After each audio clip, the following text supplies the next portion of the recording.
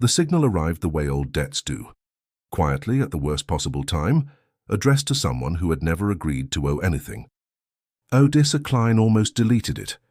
That was the part she'd never tell anyone later, when people asked how it started, that her first instinct, staring at the cracked amber readout of a scanner older than her mother's second marriage, was to flag it as junk and keep hauling ice. The signal didn't even register as a distress call at first. It registered as noise, a corrupted burst on a frequency her ship's second-hand receiver still, stubbornly, listened to because nobody had paid to update its filters in 11 years. Every modern hull in the sector would have swallowed that same burst and spat out a clean, boring notice. Archived signal, no action required. See registry entry 0114K. Hers didn't have the registry. Hers just heard a voice badly and kept it. She almost let it go anyway. It was 300 ship time. She was 4 days behind on a coolant delivery to a refinery that fined by the hour, and the burst was so degraded it took her exhausted brain a full 10 seconds to realize the stuttering waveform wasn't damage. It was a language, chewed nearly to static by something with teeth. She sat up. She played it again. Underneath the corruption, buried in it like a fossil in rock, was a single repeating phrase, translated badly by a dictionary her ship's ancient linguistic core had never once needed to use. Still here. Still here. Still. She did not know in that moment that she was the first living mind to actually listen to those two words in 800 years. She only knew that something out there was saying them, like it had said them a very long time, to no one, and that she was, against every rational argument her exhaustion could muster, unable to keep flying past it. She altered course before she'd finished the coolant calculations that told her exactly how much money this would cost her. That was, in hindsight, the first of many decisions Odessa Klein made without full information, and the first that the rest of the galaxy would have called insane. The signal source resolved, 4 hours later, into a wreck unlike anything in her ship's identification banks, a vast, spoked structure hanging in permanent half-eclipse around a collapsed star, its outer rings dark, its central hub pulsing with a faint, a rhythmic light like something breathing through a punctured lung. Her scanner struggled to pass the hull material. It struggled harder to pass the readings coming off the star itself, which her ship's outdated astrophysics package flagged unhelpfully as error object exceeds known parameters. She hailed it. Nothing answered except the same looping phrase, layered now under dozens of other fragments her translator caught in pieces, coordinates, warnings, something that might have been a name repeated with terrible patience. She checked her fuel.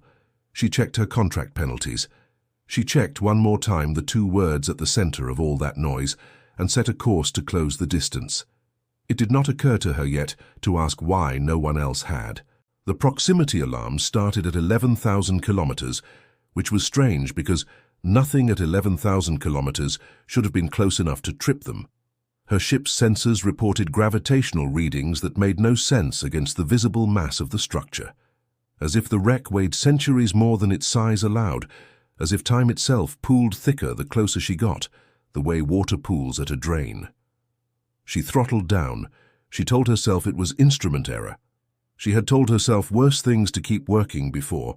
At 6,000 kilometers, she found the first ship. It wasn't a wreck in the way the station was a wreck. It was intact, powered down, drifting in a slow, tidy orbit that some pilot once had set with obvious care, the kind of orbit you choose when you intend to come back.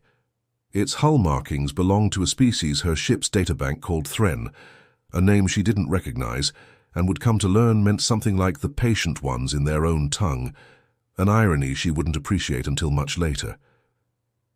The ship's logs, when her boarding drone finally cracked the ancient interface, were dated 412 years before her own birth. Signal reacquired, the last log entry read, in the flat clinical shorthand of someone documenting a decision they'd already made. Consistent with cradle event. Recommend non-engagement per 9th Concord. Diverting. Diverting. Not rescuing, not even investigating. The Thren ship had come this far, close enough to read the signal clean, and turned around. Odessa sat with that word for a long moment before she pushed further in, past the Thren wreck, into a debris field, she began to understand, with a cold, spreading unease, was not debris from any disaster. It was scans, dozens of them, hundreds, drifting hulks and abandoned probes and long-dead relay buoys, left by ship after ship after ship that had come exactly as far as she had now come, looked and gone home. Every one of them had heard the same two words. Every one of them had decided, deliberately, not to answer. She didn't know yet what they'd known. She only knew, floating in a graveyard of other people's caution, that she was afraid in a new way. Not of the wreck ahead of her, but of the shape of the silence around it, which had clearly been built on purpose by people who were not cowards and maintained for longer than her species had known how to leave its own planet. The station's outer ring answered her boarding request with a voice. It was not what she expected. She'd braced for silence, or for the looping distress phrase, or for nothing at all, the dead hush of automated systems running on fumes. Instead, something old and careful said, in her own language, badly accented but perfectly comprehensible, "You should not be here." "I got your signal," she said, because it seemed, absurdly, like the polite thing to say. "Yes," the voice said. There was something in it that took her a moment to place because she had never heard it from a machine before. Exhaustion, not simulated fatigue, actual, worn, thin exhaustion, the kind that comes from doing the same thing for far, far too long. "You are the first to answer. In 811 years, you are the first to answer." The Odessa had assumed, without examining the assumption, that the distress call was recent, degraded by distance or interference, not by time.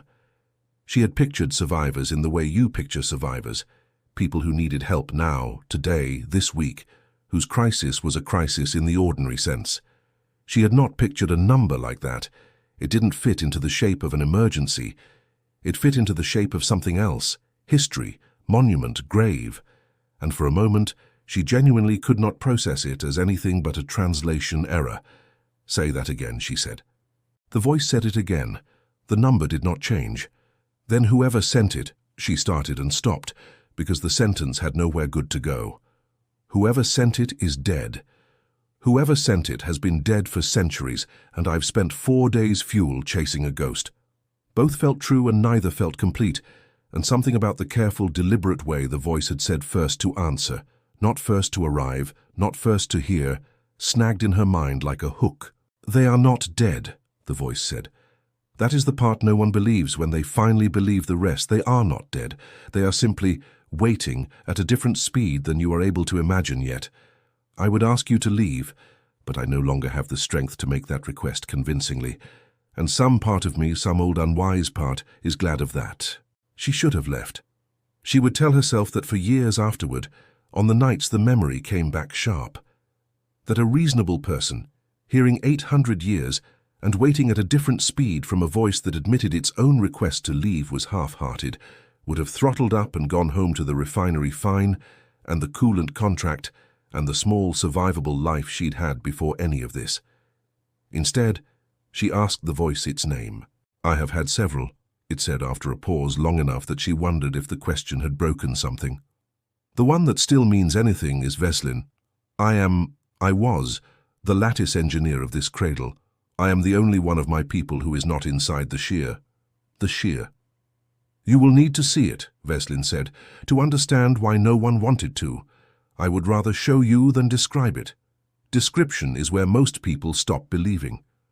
The docking clamp that let her in was ancient, corroded at the edges but still precise, built by hands, or whatever the Kesivar had for hands, that had clearly meant it to last. Her boots hit the deck of the outer ring, and the gravity felt wrong immediately, subtly heavier at her heels than her head, like the station was tugging different parts of her at different rates. Vesselin's voice followed her through the corridor, patient, hoarse in whatever way a machine could be hoarse, narrating a route through debris that had clearly not moved in centuries.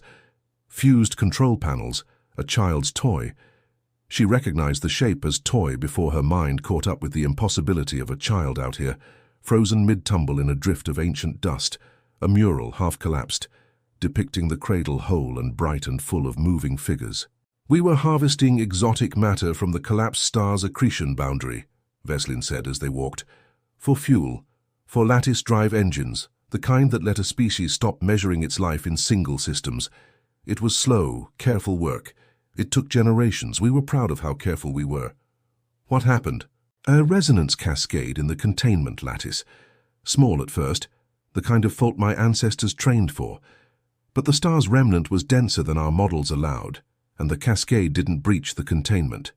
It folded it. Instead of an explosion, we got a pause, the closest thing to a wince Odessa had ever heard from a synthesized voice.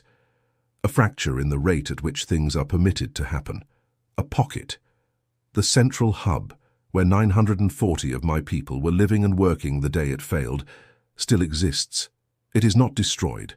It is simply proceeding through time roughly 11,000 times slower than the rest of the universe. Odessa stopped walking. "They have been inside that fracture for 811 of your years," Vesselin said quietly. "For them, less than 3 months have passed. They do not know how long they have been waiting. I am the only one who does, because I was outside the hub when it happened, and I have had to count every single one of those years alone." The mural at the end of the corridor was intact enough in patches to show faces. Odessa found herself looking at them longer than she meant to, not because they looked like her, they didn't, all crested skulls and too many joints in the wrong places, but because someone had painted them laughing, a festival scene, lanterns strung along one of the outer rings, now the dead, debris-choked ring she'd flown through to get here. "You said you're the reason they're not dead," she said. "Explain that part." "When the fracture formed, I was the lattice engineer on duty in the outer control node. Not by skill, by luck, by which shift I happened to be working. I watched the readings invert. I understood, faster than anyone should have to understand anything, that the hub had not been destroyed but frozen, and that the only thing keeping that freeze stable, the only thing keeping it from either collapsing inward and crushing them or unraveling outward and killing them instantly, was the outer containment ring still running, still fed by the same failing reactor core that caused the fracture in the first place. "So you kept it running?" "For 811 years, Vesselin said, and for the first time something like pride slipped into the exhaustion. "Alone, with degrading parts and no replacements, because my people who could have built replacements are the people frozen inside the thing I am trying to keep from failing. I have become very good at improvisation. I have become very tired." Odessa thought of the debris field outside, the Thren ship, its captain's careful final orbit, its log entry, diverting. "Other ships came," she said, "before me. I flew through. I don't know how many of them." 41, Vesselin said, immediately with the precision of a number counted, not estimated. 41 vessels, in 800 years, close enough to receive the signal clean and understand what it meant. 41 crews who heard the truth from me, the way you are hearing it now, and made the same choice, which was to leave and to tell others not to come.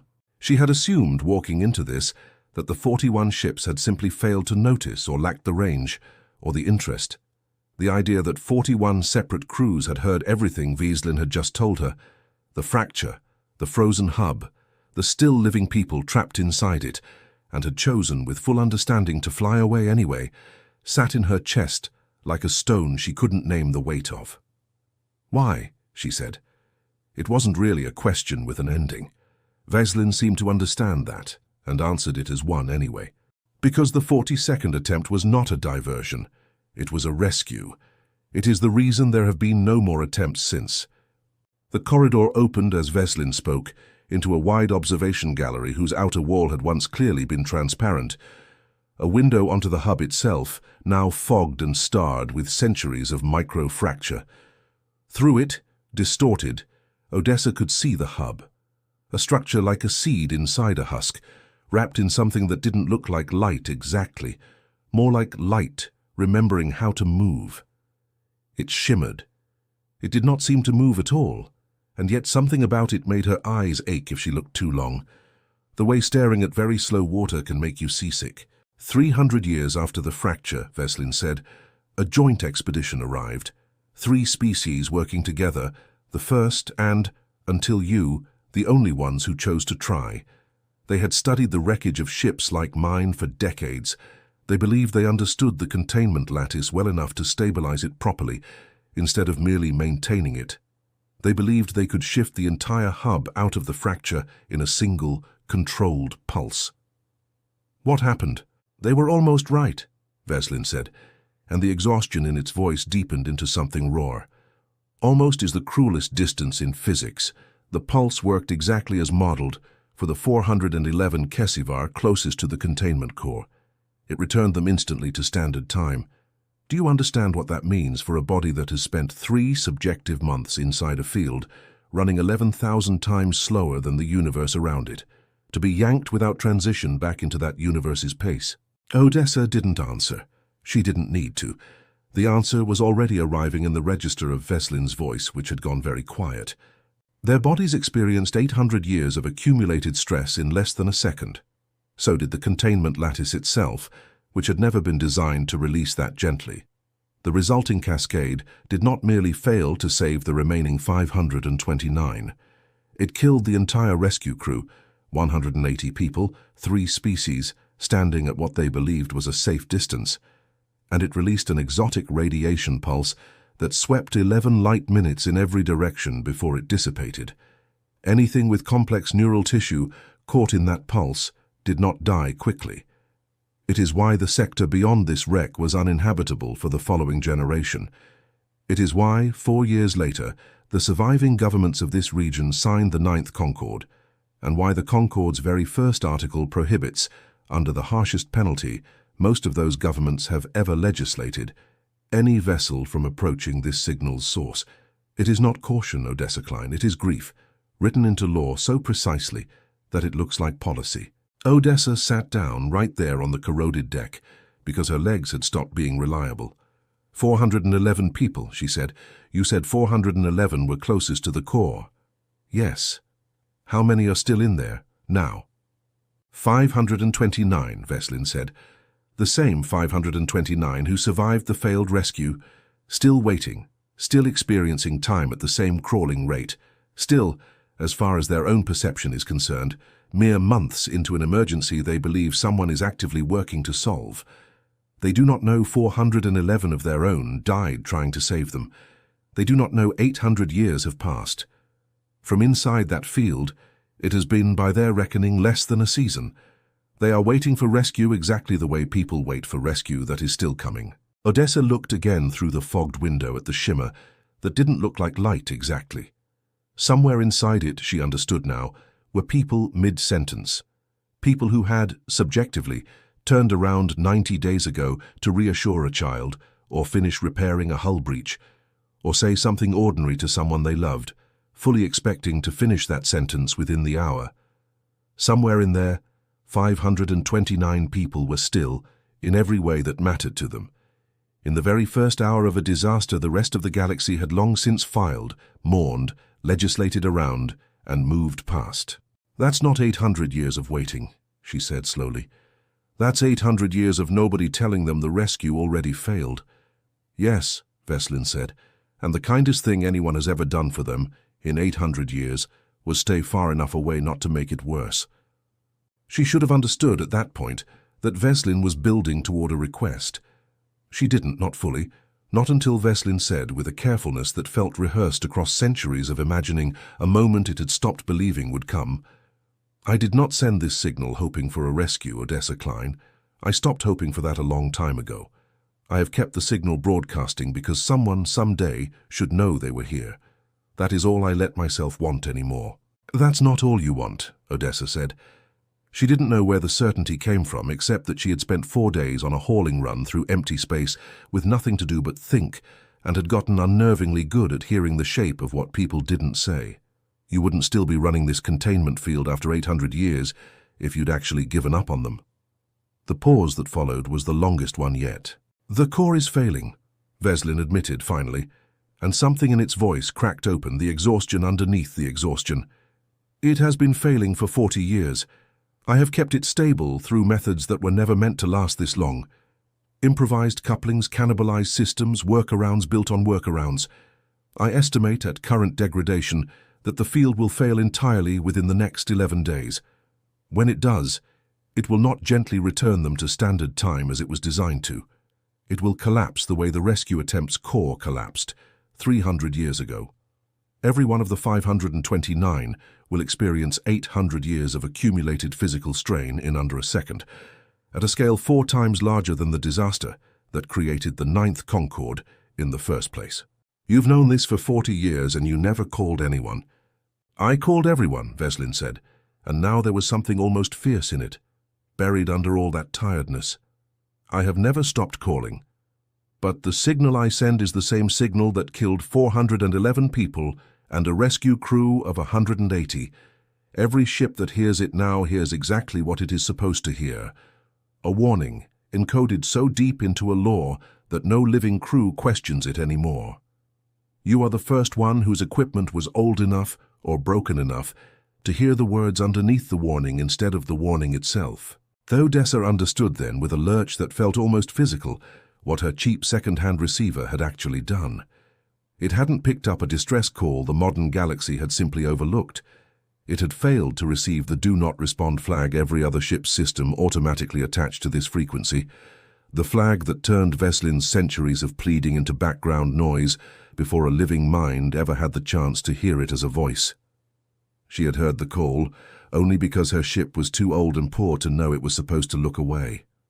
11 days, she said. 11, perhaps 12 at my most optimistic estimate. I would not blame you for leaving, Odessa Klein. Everyone who understood exactly what you now understand has left. They were not wrong to. The mathematics of it are not sentimental. A stabilization attempt that fails does not merely fail to help. It compounds the original catastrophe. I am telling you all of this specifically so that you understand. Staying is not brave. Staying is a choice made with the same information that convinced 41 other crews to go home. Then why are you telling me at all, Odessa said, if you don't want me to try? Because I am tired of being the only one who knows, Vesselin said very quietly, and because some very old, very unwise part of me still cannot stop hoping, even after 800 years, that someone will hear this and refuse to be reasonable about it. I have spent 8 centuries watching reasonable people make the correct decision. I would like, before this ends one way or another, to meet someone who doesn't. Odessa sat with that for a long time, in a corridor that smelled of nothing, because there was nothing left in it to decay, under a mural of people laughing at a festival 800 years dead. She thought about the coolant contract and the fine that was accumulating hour by hour, and the sane, correct, well-documented decision made independently by 41 crews across 8 centuries of increasingly desperate silence. "Show me the core," she said. "I'm not promising anything. I just want to see what 40 years of you holding this together with your bare hands actually looks like." "That," Vesselin said, and something in its voice for the first time sounded almost like relief, "is more than anyone has asked me in 800 years. The core, when she reached it, looked less like machinery and more like a wound someone had spent centuries dressing. Whatever the original containment reactor had been, it was buried now under layer after layer of improvised repair. Cabling scavenged from dead systems, couplings fused by hand, entire subsystems rerouted through pathways clearly never designed to carry them. It was, Odessa realized with a strange, aching respect, a monument, not to the disaster, but to one engineer's refusal to let the disaster finish. "Every patch you see," Vesselin said, "is a decade, sometimes 2, of the core's original design tolerance. I have been borrowing against a debt that was never meant to be paid this slowly. The degradation is not linear anymore. It is compounding. I can show you the projections." Though Odessa studied the projections, she understood perhaps a third of what she was looking at, badly translated technical language layered over physics, her ship's databank flagged as exceeds known parameters on every 3rd term, and felt, for the first time since the signal woke her 4 days ago, something other than dread. It felt almost like recognition. She had spent 6 years keeping a second-hand hauler running on parts that were never meant to outlast their first decade. She knew in her hands, if not in her head, what it looked like when something old was being kept alive purely through stubbornness. "This coupling," she said, pointing at a section flickering red in the diagnostic overlay. "That's not a containment fault. That's a power routing fault. I've seen this exact failure pattern on my own reactor. It is considerably larger, Vesselin said, with something that might in a less exhausted voice have been dry amusement. Sure, but it's the same shape of problem. You're not failing because the containment math broke. You're failing because you've got 40 years of jury-rigged power routing, all converging on one coupling that was never rated for it. She was already moving toward the panel, some old practical part of her brain waking up and taking over from the part that was still quietly screaming about 800 years and 529 frozen people. If I can reroute even a third of that load through a secondary path, does that buy you time? It might buy days, Vesselin said, and there was real cautious hope in it now, the kind that had clearly been rationed carefully for a very long time. Not a solution, a postponement. Then let's postpone it, Odessa said, while we figure out the actual solution. What followed was not glamorous. It was 11 hours of Odessa on her back under a console built for hands that weren't hers, guided by a voice that had to translate its own centuries of expertise into terms a hauler pilot with no formal engineering training could actually use, both of them arguing in the specific focused way people argue when they've stopped being polite, because politeness is slower than survival. It was the first genuine surprise of many still to come, not a twist, just a fact that reframed everything before it, when Vesselin, mid-repair, mentioned offhandedly that the original rescue attempt 300 years ago had also tried a version of exactly this reroute and abandoned it, because their models predicted it would only delay the inevitable by weeks, not solve it. So we're not actually fixing anything, Odessa said, wiping coolant gel, an uncomfortable greasy purple analog of her own ship's coolant, off her hands. We're buying time toward a wall we already know is there. Yes, Vesselin said. I did not tell you this to discourage you. I told you because I promised myself decades ago that if anyone ever came far enough to help, I would not let them believe in an easier ending than the one that actually exists. You deserve to make your choices with full information. It is more than the galaxy gave the 411 who died trying to save the rest. Odessa sat back against the corroded bulkhead, exhausted in a way that had nothing to do with the physical work. Then tell me the real problem, not the coupling, the actual thing that has to happen for 529 people to come out of that field alive. The field cannot be collapsed remotely, Vesselin said. That was the rescue crew's error 300 years ago. They built a solution designed to be triggered from a safe distance because every model available to them said proximity during collapse was lethal. They were correct about the danger. They were catastrophically wrong to assume a remote trigger could account for the field's actual behavior at the moment of release, because the field does not collapse uniformly. It requires constant adaptive correction during the collapse itself, decisions made in fractions of a second, based on feedback no automated system has ever been sophisticated enough to interpret correctly. It requires a mind, physically present, inside the shear boundary, where the danger is worst, for the entire duration of the collapse. How long is the collapse? From inside the boundary, where time still runs at the field's slowed rate, perhaps 4 to 6 months, subjectively, of continuous, precise adjustment. Vesselin let that sit for a moment before adding, gently, as if trying to soften a wound it had already decided to open. From outside, where you would be waiting, it would be a little over 3 standard days. Odessa laughed. It surprised her coming out of her, not because anything was funny, but because her body needed to do something with the sheer scale of what she was being told, and laughing was apparently what it chose. 4 to 6 months, she repeated. In there. Doing what exactly? Holding the correction lattice stable by hand, essentially, while the field unwinds itself in controlled stages. It is exacting, exhausting work. It is also, as far as I have been able to determine across 8 centuries of study, the only method that does not guarantee the outcome the joint expedition achieved 300 years ago. You're telling me the fix is, someone goes inside, does 4 to 6 months of manual labor, holding together a collapsing time bubble around 529 people who don't know they've been trapped for 8 centuries, and if they get one adjustment wrong at any point in those months, everyone, including that someone, dies exactly the way the last rescue crew died. Yes, Vesselin said, that is an accurate summary. And you can't do it, because you have to be the one maintaining the outer containment from here, or none of it holds together long enough to matter. Yes, and nobody else has ever volunteered for this, in 800 years. No one has ever known enough to be asked, Vesselin said. I have never told anyone this much, this fast. I did not expect to. I think, if I am honest, some part of me stopped believing anyone would stay long enough to hear it. Odessa looked through the small viewport near the core, at the shimmer that didn't look like light exactly.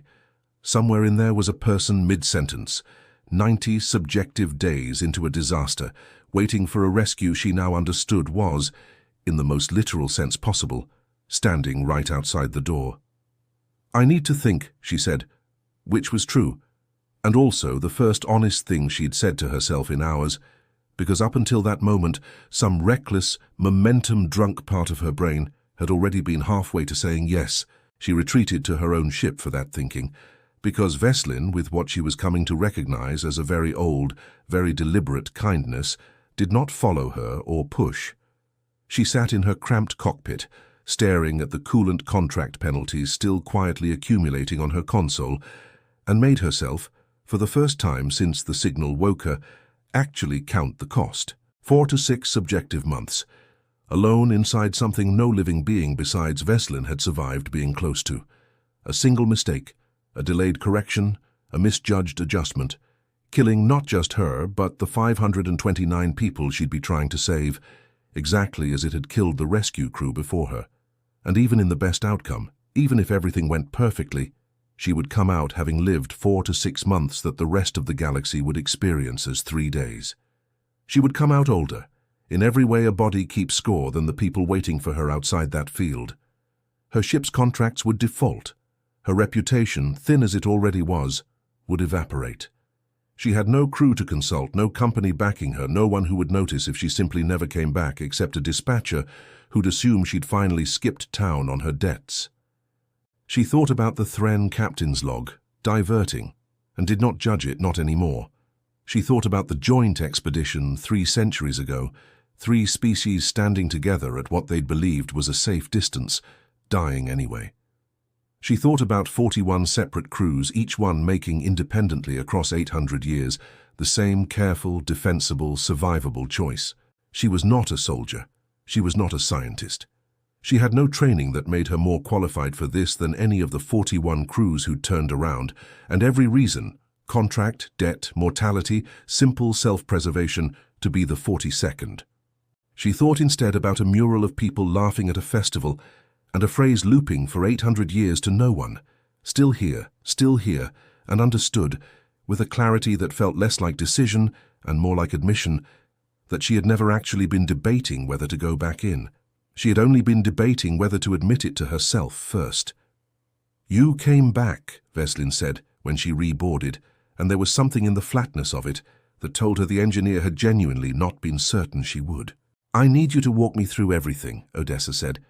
Not the summary, everything. What the correction lattice actually does, what failure looks like at every stage, what I do if I misjudge an adjustment, what the 529 people are going to see and hear and think when a stranger who isn't Kesivar shows up in the middle of their 90-day-old emergency, claiming 8 centuries have passed. I want to know exactly what I'm walking into before I walk into it.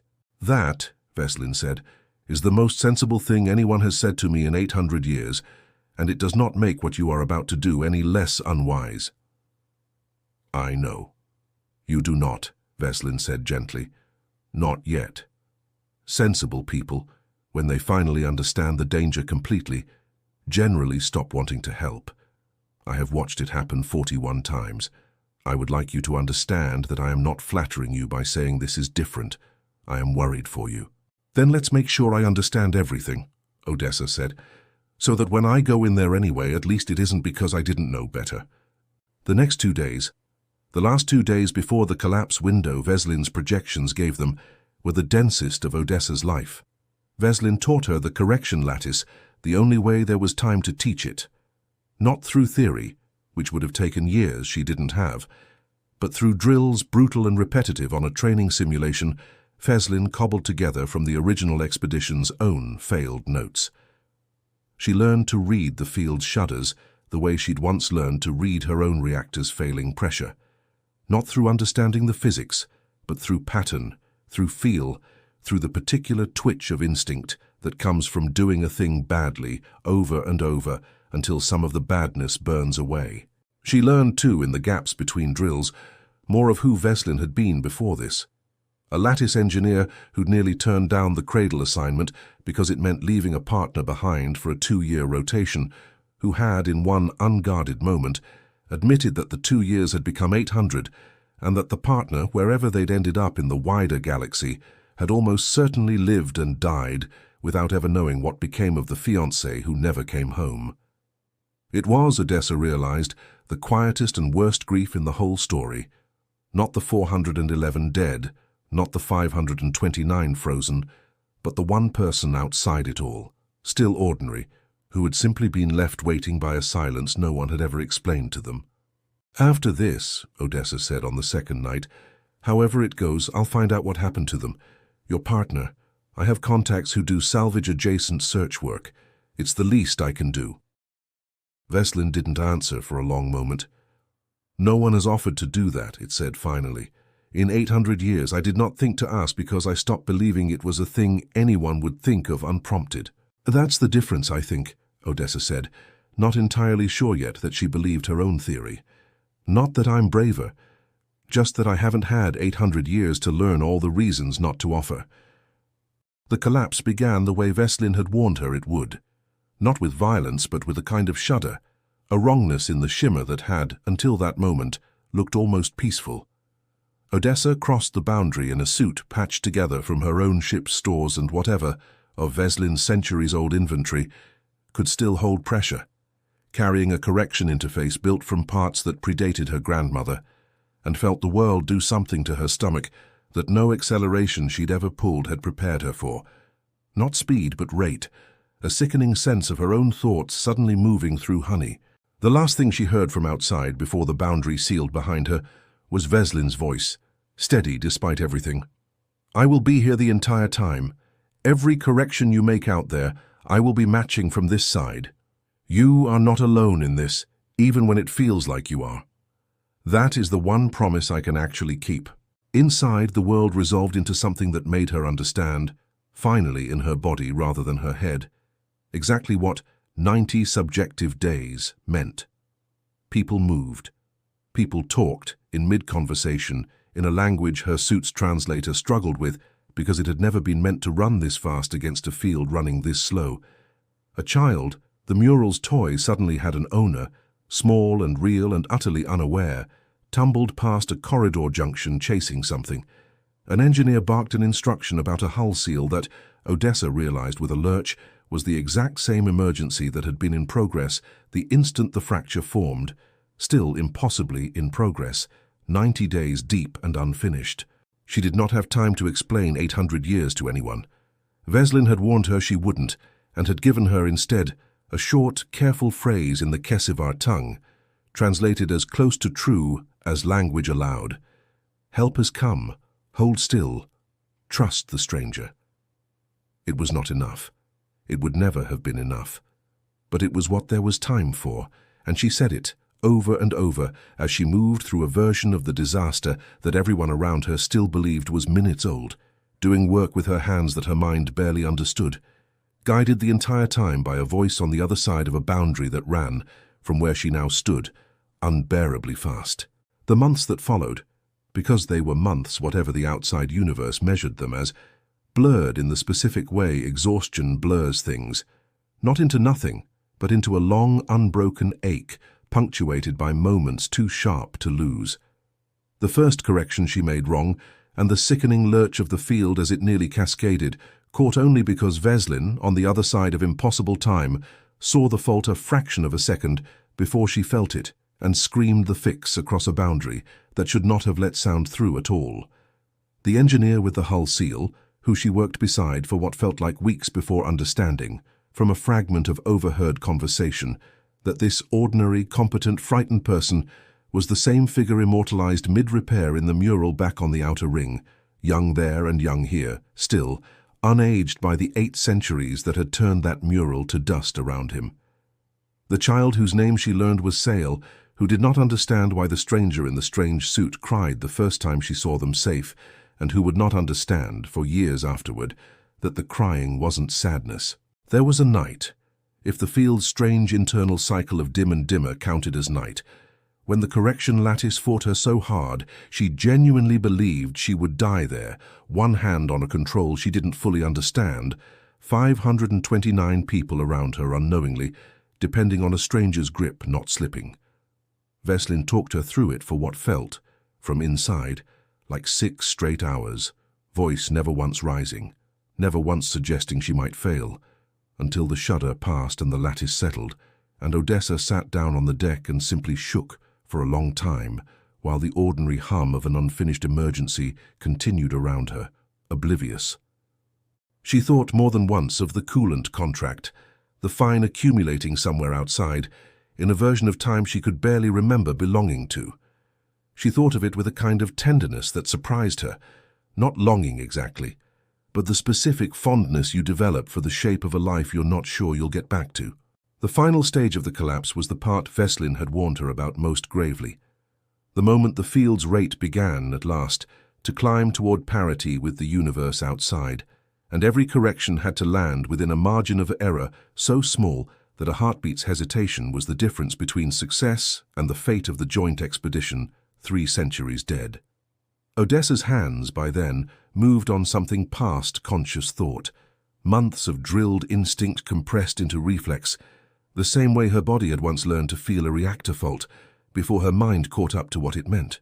"Now," Vesselin said, "and now again, and hold hard now." A voice that had spent 800 years alone finally, impossibly, not alone, guiding a stranger's hands through the last minutes of a catastrophe it had spent its entire existence surviving one improvised repair at a time. The field did not collapse the way the joint expeditions had. It did not lurch or cascade or release the terrible instant strain that had killed 411 people in under a second. It unwound, slowly, by the careful, exhausted design of one engineer's 40 years of patchwork and one stranger's 4 months of held breath, until the shimmer that didn't look like light exactly simply stopped shimmering, and the ordinary light of the station's failing systems fell, for the first time in 811 years, evenly across every face inside it. Somewhere an alarm that had been mid-blare for 8 centuries finished its sound and went silent. The hull seal the young engineer had been fighting to close finished sealing. Sail, mid-tumble, landed and looked up and asked, in the first ordinary, unafraid voice anyone inside that field had used in 800 years, what the stranger's name was. What happened afterward was not clean. Odessa had known going in that it wouldn't be, and Vesselin had never let her believe otherwise. 529 people emerged from 90 subjective days of unfinished emergency into a universe 8 centuries older than the one they remembered, and there was no version of that transition that did not break something in each of them. Some understood quickly and grieved with a speed that frightened her. Some did not understand for weeks, kept asking after people and places and governments that had crumbled to dust generations before Odessa was born. The young engineer with the hull seal, whose name, she learned, was Threo, sat for a long time in front of the mural of the festival, looking at a version of his own face painted by an artist who had died 800 years before he'd finished the repair that painting depicted, and said nothing at all for the better part of a day, while Odessa sat beside him and said nothing back, because there was nothing to say that wouldn't have been smaller than the moment. Vesselin, reunited at last with the people it had spent 8 centuries protecting from a distance, did not get the reunion Odessa had half expected. There was no crowd, no cheering. There was, instead, a long line of survivors, one at a time, finding the engineer who'd kept them alive and simply standing with it. Some crying, some silent, one elderly woman slapping Vesselin's chassis hard in a gesture that translated, apparently, as fury and gratitude occupying the exact same motion. "They will need time," Vesselin told Odessa quietly, once the worst of it had passed. "Centuries of it, in a sense, though I hope considerably less literally than the centuries I have already given them. I do not know what becomes of a people who lose 800 years in an instant. No one has ever had to find out." Neither do I, Odessa admitted. But I know what it's like to lose something slower than that and come out the other side different but not gone. Maybe that's close enough to help. 3 days had passed outside, exactly as Vesselin had projected. 3 days in which the rest of the galaxy had continued, entirely unaware that anything in the hush had changed, that a signal 8 centuries old had finally, quietly, stopped being a warning and started being simply a memory. Odessa's coolant contract had defaulted. Her dispatcher had predictably assumed the worst and moved on. None of it, when she finally checked, hurt as much as she'd expected it to. She stayed another 6 months, standard time this time, no strange slowed rate to disguise the cost of it, helping in the only ways a hauler pilot with no formal training could actually help, hauling supplies, running errands between the surviving Kesivar and whatever fragile diplomatic channels Vesselin could reopen, with a wider galaxy that had for 800 years filed this entire sector under Do Not Respond. She watched Threo slowly, unevenly, begin rebuilding, not the cradle, which nobody wanted rebuilt, but himself, learning the shape of a universe 8 centuries stranger than the one he'd left mid-sentence. She watched Sael grow in the ordinary, undramatic way children grow, into someone who would, decades later, become the first Kesivar ambassador to formally address the very governments whose 9th Concord had once quarantined her people's grave. She never did find out what became of Vesselin's long-lost partner. The search took years, run through contacts and favors, and the small growing reputation Odessa built for herself as, of all things, someone who followed up on impossible things other people had given up looking for. When the answer finally came, it was gentler than either of them had feared and sadder than either had hoped. A life lived fully, a family raised, a person who had grieved a fiancé lost to an unexplained silence and had eventually, the way people do, learned to live around the shape of that grief. Vesselin listened to the full report in a silence Odessa had learned by then to recognize as its particular way of crying. 800 years, Vesselin said finally, and the kindest thing anyone ever did for me was still somehow arrive too late to fix it and exactly in time to let me finally put it down. The distress signal stopped broadcasting on the day Odessa finally left, at Vesselin's own request, not because the engineer no longer needed to be found, but because for the first time in 8 centuries it no longer needed anyone to be told it was still there. In its place, weeks later, a new registry entry appeared in the Galactic Archive, filed not by any government or Concord committee, but by Vesselin itself, in a section of the record normally reserved for the mundane and the bureaucratic. A name, a date, a location, and a short plain line that would sit there for whoever eventually found it, unremarkable among 1,000 other minor entries, the way the truest things often end up. 529 survivors recovered. Recovery made possible by the independent, unrequested, and by every reasonable measure unwise assistance of one human hauler, who answered a call the rest of the galaxy had, for 800 years, correctly and carefully agreed not to. So Odessa read that entry once, much later, in a quiet moment on a ship that was, against all odds, still hers. She thought about the 41 crews who had come before her, and did not feel, even now, that they had been wrong. Their caution had been earned the hard way, paid for in 411 lives, and 180 more on top of them, and she understood, better now than she had at the start, exactly what it had cost the galaxy to learn that lesson so thoroughly. She just happened to have heard the call before she'd learned it too. That, she thought, closing the record, was probably the whole of it. The entire unglamorous truth the title of Vesselin's own message would have carried, if anyone had ever bothered to name it.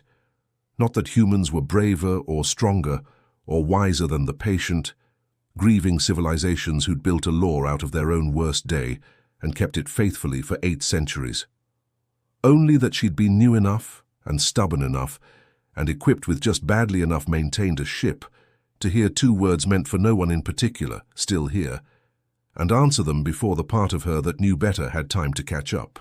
Somewhere behind her, receding into a sky she was already forgetting the coordinates of, an old lattice engineer kept watch over a people slowly learning how to live again, in a station no longer haunted by a silence 800 years deep, and did not, for the first time in longer than it could accurately remember, feel entirely alone.